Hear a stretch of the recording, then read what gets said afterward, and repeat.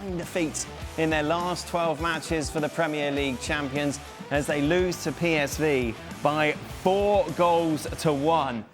Jurgen, this is unbelievable considering a side that came in, brought in those new faces. It looked like Arne Slot couldn't do anything wrong. Now, he can't do anything right. That's how fast it can go in football nowadays, because, you know, even if you were super successful last season, doesn't mean you're going to be as successful in the next season. There's a lot to it. Obviously, we don't see the inside of the dressing room, what's going on in the locker room there in Liverpool. But obviously, right now they're in a mental hole. You know, they are as a team, they're just vulnerable. They look fragile. They look scared going into one-against-one challenges, which is always the foundation of the game.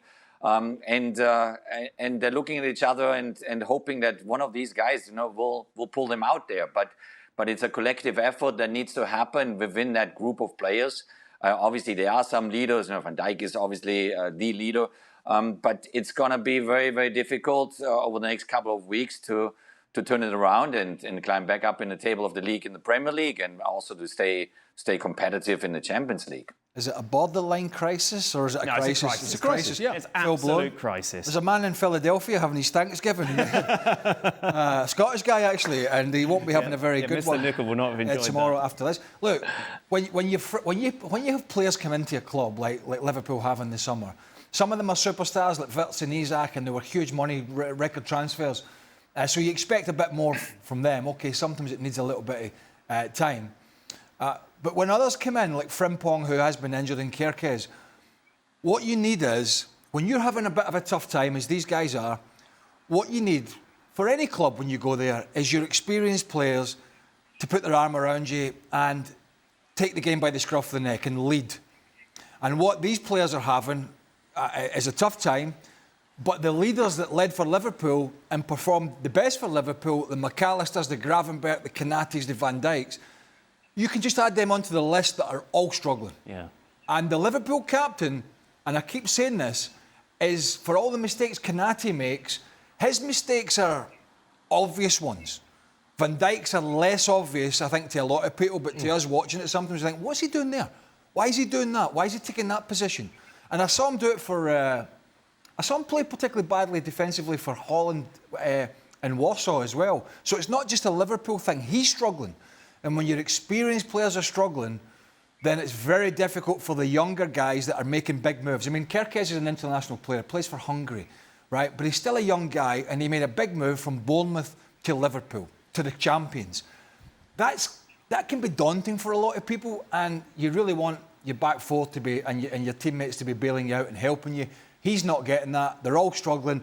And it's difficult to see where Liverpool are going to arrest this slide. Yeah. It really is. I think Ekitike might have went off injured as well. We know Isak's had some injury issues.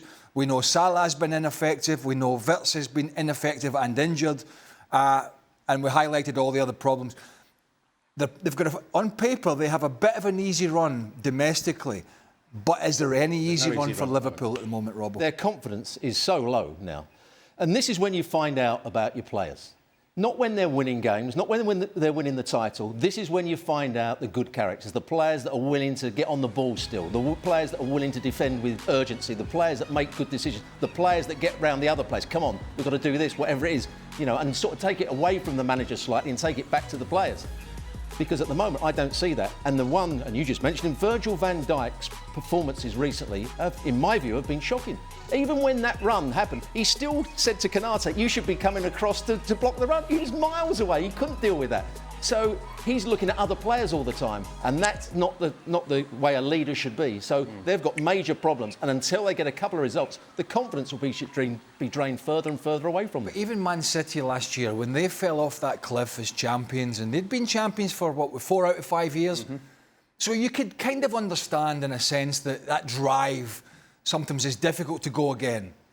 And they had the injuries, they lost Rodri, and they had some key injuries, and they didn't really beef the squad up in the summer. The surprise here for Liverpool is that they were so dominant last year, particularly in the first 6 or 7 months of the season, that the manager looked as if he had a handle on everything. And then they spent in the summer. They really beefed up the squad. They went out and they bought On the face of it, they bought really good players. They bought some of the best players around Europe and England in their positions, and you thought, right, we all said it, Community Shield against Palace. We went, right, this is going to be interesting. Liverpool are going to pitch up at Wembley, big pitch, going to play Palace off the field, send a statement to the Premier League, and everybody else will be chasing their tail. And even from that day, 1 week before the start of the Premier League season, it was patently obvious that there was a lot of work needed to be done on the training ground. We saw the gaps that day between Kerkez and Van Dijk, and Palace really took advantage of it. But you thought, no, Liverpool will fix it. Too many good players, they've got a good manager, they'll fix it. Where are we? We're not that far off of Christmas. And he has no idea what the solution is to the issues that they have, and that is a huge worry for them. Jurgen, take me into Arne Slot tomorrow at training. You've got West Ham at the weekend. How do you build this group's confidence up once again? How do you try and re-establish some sort of winning formula, considering what has passed over the last couple of months? Well, that is the difficult task for every manager when you are in a negative spiral, and they are in a negative spiral right now. How to stop that and how to turn it around. You know, do you look deep into your roster, you look deep into your individual players, and you try to figure out why aren't they performing at their usual level? Why do they not get the things right? You know, there are different ways. Obviously, some coaches, they go back on the training pitch and they overwork them on the pitch. Some say, you know, let's do less work on the pitch. Maybe just let's go out to the pub and have a couple of beers and get the spirit back. You know, it's a mental problem. It's a mental blockage that they have right now. That leads to the fact that they lose these one-against-one battles. They're always a step too late getting into these challenges, and they are not convinced of finishing things off. And maybe now they are all thinking, you know, oh, maybe we did it on big transfers in the summer window, and we have too many of those so-called future superstars in our roster, because at the end of the day, only 11 can play.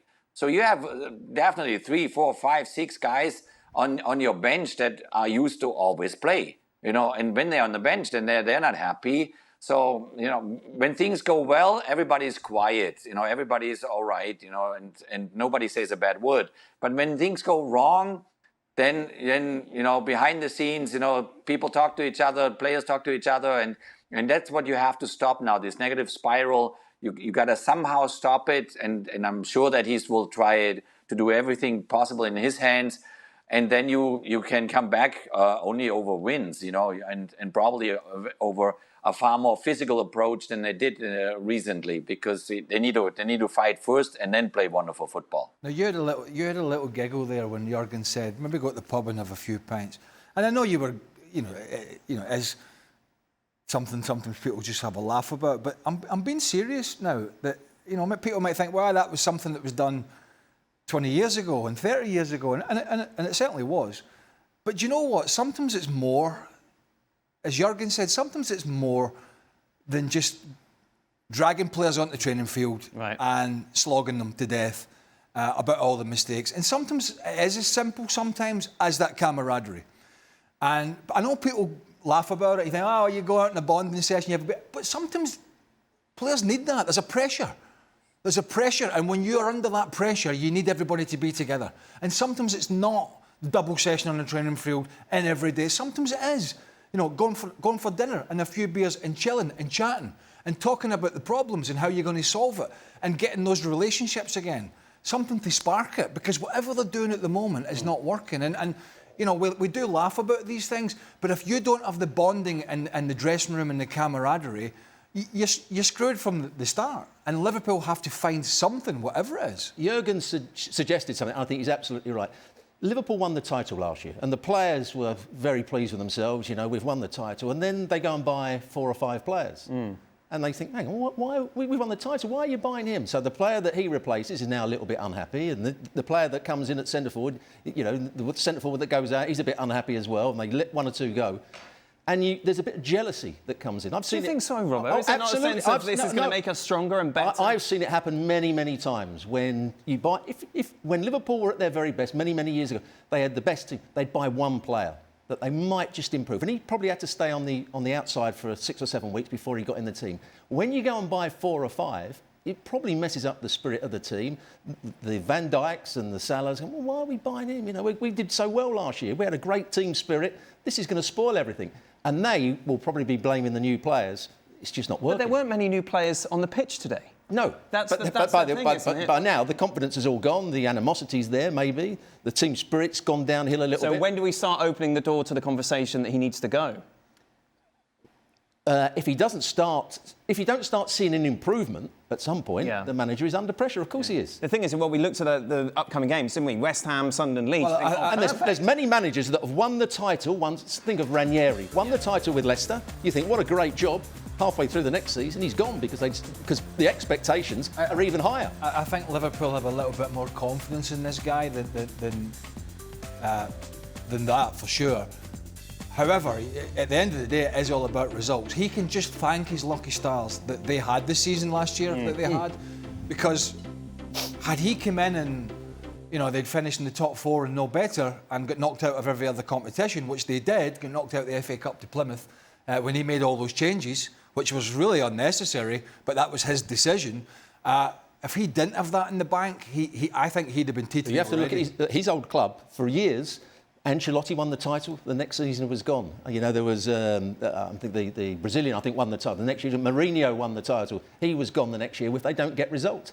Any manager that loses 7 out of 8 games or whatever it is going to be under pressure. But I think he's at a club that are not historically known for making snap decisions.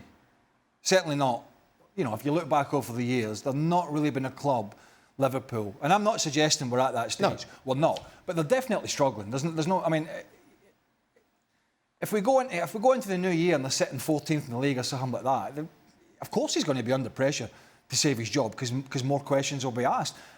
But the one thing certainly with Liverpool, and there are other clubs like it, but some clubs are very reactive. Liverpool historically haven't tended to be a reactive club. They've generally given their managers a bit of time to try and address the situation. And if a manager can't address it, like Roy Hodgson or Brendan Rodgers or whoever it was, eventually they'll fire him. So I think he's got a fair amount of time left, but somehow he has to be able to turn this ship around because it's sinking fast.